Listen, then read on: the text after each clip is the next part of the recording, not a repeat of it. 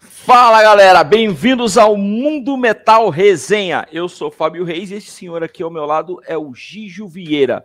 Nós vamos trazer uma breve análise sobre Two, o novo álbum de estúdio do Archon Angel. Fica por aí que é depois da nossa vinheta.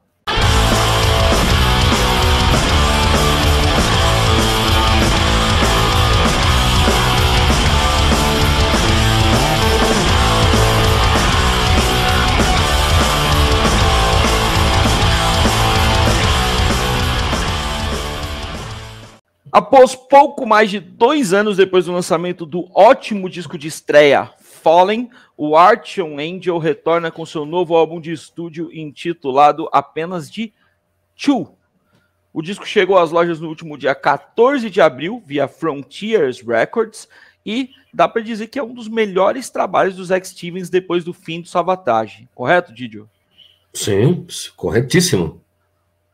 Então, eu achei engraçado isso, cara, porque justamente no ano que o Savatage deve voltar ativa, né? Com direito aí a lançamento de disco novo, turnê mundial. Aí o Zach, que vai estar presente no retorno do Savatage, aí justo nesse ano ele consegue entregar a sua melhor sequência de álbuns depois da saída do próprio Savatage, né? Talvez aí para matar um pouquinho, né, a vontade dos fãs do Savatage e também do Circle to Circle, que faz, né, um tempinho aí que não lançava nada, aliás, não lança nada, né? Eu acho que ele falou, quer saber de uma coisa, cara? Deixa eu já aproveitar aqui e mandar um pacote completo. Cara, vindo do Zach, sinceramente, para mim, pelo menos, não acho ruim, não. E para situar aqui os nossos seguidores, a nossa audiência, o estilo do Archon Angel é aquele power metal, mas não é aquele power metal europeu, né? O estilo Halloween, Stratovarius, não. É aquele US power metal, né? Que ele é menos melódico, ele investe mais ali no peso das guitarras, andamentos um pouco mais contidos e em muitos momentos ele se assemelha até ao heavy mais tradicional. Certo, Gijo? Cara, certíssimo. Eu acho importante você fazer essa observação, porque quando se fala de power metal, cara, a primeira coisa que vem na cabeça de qualquer fã do estilo é o quê? Halloween, Hammerfall, Stratovarius, Freedom Call, né? Angra, né? Então a gente já pensa nessas bandas, Camelot. E aí você faz essa observação de que, cara, peraí, é um power metal, mas totalmente diferente de todas essas bandas que nós estamos falando. Exatamente. E tem um paradoxo aí nessa história, que é o seguinte, né? A gente tá falando de US Power Metal, só que o único cara que é norte-americano aí é o Zach Stevens, né? Porque o Aldo Lonobili, que é o guitarrista, o Nick Mazzucconi, que é o baixista, o baterista Marco Lazzarini e o tecladista Alessandro Del Vecchio são todos italianos. Então, portanto, são todos caras que transitam ali nessa escola do Happy Halloween, mas no Archon Angel prevalece o estilo de composição do Zach. Perfeito, exatamente. E, aliás, eu me pergunto como é que os caras conseguem sair daquele metal italiano que eles conseguem fazer, né, do power metal italiano. A gente está falando das bandas como Halloween, como Angra, mas se você voltar um pouquinho ali para a Itália, você vai ver que Vision Divine, Labyrinth, Circuit Sphere, quer dizer, ou seja, totalmente, né, o Happy Halloween que a gente falou, e eu não sei como é que os caras conseguem se desvencilhar, né, não dá para entender como eles conseguem se desvencilhar desse power metal, cara, e fazer um trabalho, né, mais voltado ao US Power Metal, né? É isso.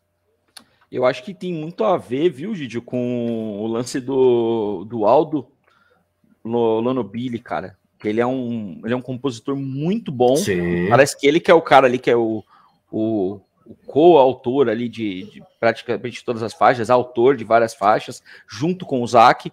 E sendo um cara talentoso pra caramba, a gente imagina que ele tenha participação aí em todas essas músicas, no desempenho do álbum como um todo, né?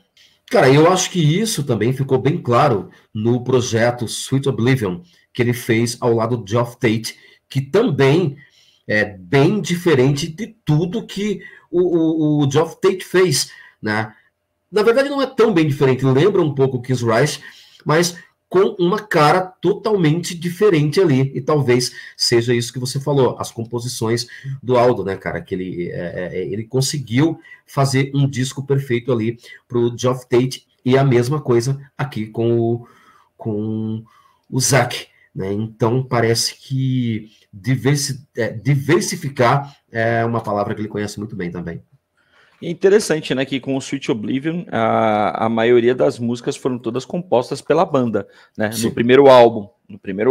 E aí no segundo álbum, quando o Geoff Tate entra com composições dele, que ele participa do processo criativo, aí decai pra caramba, né, interessante isso. Sim, então, quer dizer, Aldo Lonobili tá numa fase mais bacana que o Geoff Tate.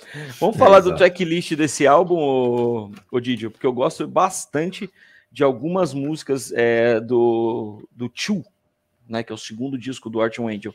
A minha favorita de longe é a Quicksand, que é aquela mais agitada, mais veloz, tem um riff muito bom, um refrão grudento.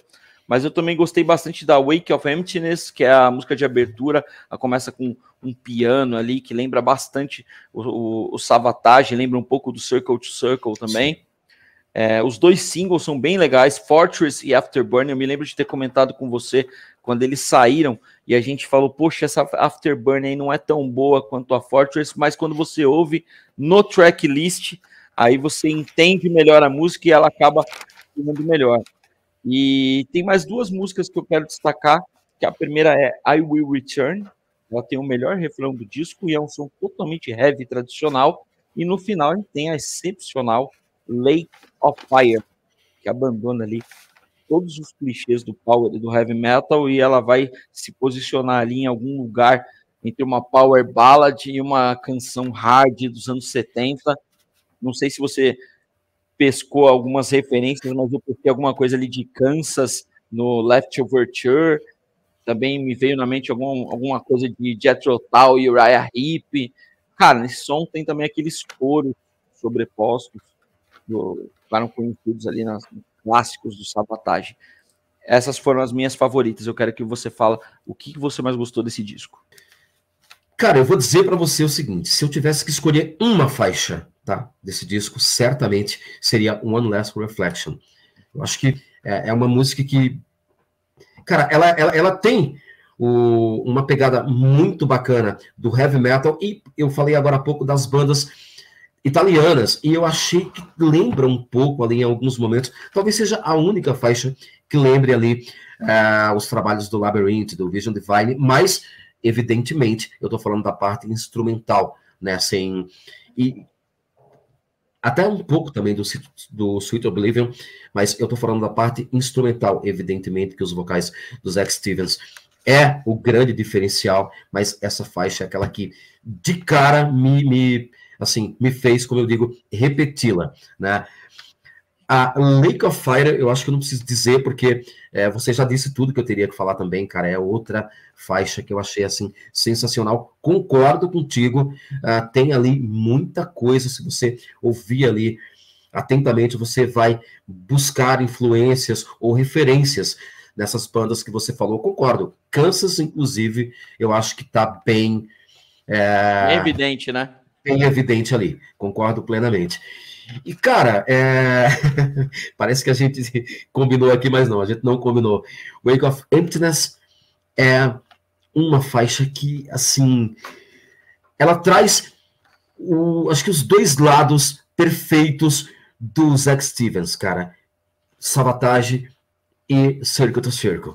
Então não tem como você, se você gosta do Savatage, se você gosta do Circle to Circle, evidentemente que você vai mergulhar de cabeça nisso daqui. E aí, mais uma concordância contigo. Afterburn, quando eu ouvi, falei, cara, não é um single que me despertou, me assustou um pouquinho, mas olhando ali atentamente e ouvindo o disco, ela se encaixa perfeitamente, cara. Então, sozinha ela é uma coisa, dentro do disco, né, ela se transforma numa outra música e, cara, você acaba gostando dela, sim.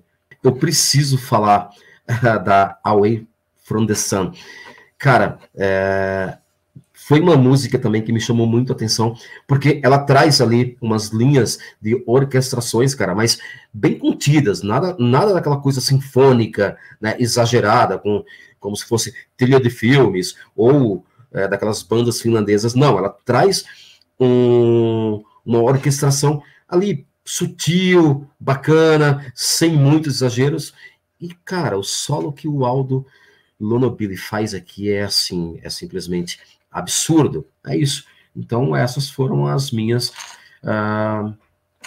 prediletas. Boa. Dá para dizer que se o primeiro trabalho da banda deixou a gente ali com aquela boa e velha satisfação, né, em poder ver principalmente o Zach Stevens com um projeto tão legal, a única coisa que não dava para dizer seria apenas isso mesmo, né, um projeto. Então, nesse segundo álbum, me parece muito mais conciso e, de fato, com um cara de banda nova, né? Esperamos que as novas atividades do Savatage não deixem o Artyom Angel de molho durante muito tempo, né? Seria uma pena. É claro, a gente ama o Savatage, a gente quer ver essa reunião acontecer há muito tempo, a gente tá louco para que isso aconteça, louco para ouvir o disco novo do Savatage, mas, poxa, que continue, né, o Artyom Angel lançando os seus álbuns e contando com o talento do Zach Stevens. A gente agradece, porque esse disco certamente vai estar entre os melhores discos de Power Metal de 2023. Concorda, Didio? Pois o Savatage prometeu aí essa volta, e aí eu acredito que o Zach Stevens não vai ter muito tempo para outros projetos, Fábio. Por motivos óbvios, né? Pelo tempo de parada do Savatage, eu acho que pela vontade que eles vão ter de ir para a estrada, de fazer turnês, né? Essa coisa do fã aguardar esse retorno, que não é de hoje. Então, eu acredito que o Savatage não vai voltar com apenas um disco, provavelmente tenha muito mais que um ou que dois, e aí, infelizmente, eu acredito que não vamos ver o Zach migrando para outros projetos, o que é uma pena, porque esse daqui é um projeto que merece ser banda e não apenas um projeto. Concordo plenamente contigo. É isso. Didio, nota pro Chu do Artyom. Esse é o momento que a gente fala, meu Deus, e agora? O que eu faço, né, cara? Porque a gente tem uma vontade, mas ao mesmo tempo não pode exagerar, porque disso que a gente vai ouvindo e descobrindo. Cara, eu acho que eu vou me repetir aqui. Eu vou me repetir, Fábio. Eu gostei muito desse disco, dessa sequência, e eu acho que também vai ser uma nota 9,3. Para mim tá perfeito. 9,3 para quem não assistiu o nosso vídeo passado, foi a nota que o Didio deu para a nossa resenha do álbum do Alice Cooper. Então, é verdade. Quem frequenta o site do Mundo Metal já deve ter lido a minha resenha do Artyom Angel e sabe que eu dei uma nota 9 para esse álbum. Então, é um álbum que eu gostei bastante. Fatalmente, ele vai estar na minha lista de melhores álbuns de 2023 e ocupando uma posição de bastante destaque na lista de Power Metal. Então, essa foi a nossa análise de Artyom Angel, álbum número 2. O nome dele é 2 e eu recomendo que você escuta ele não apenas 2 vezes, mas várias vezes. É isso, Didio?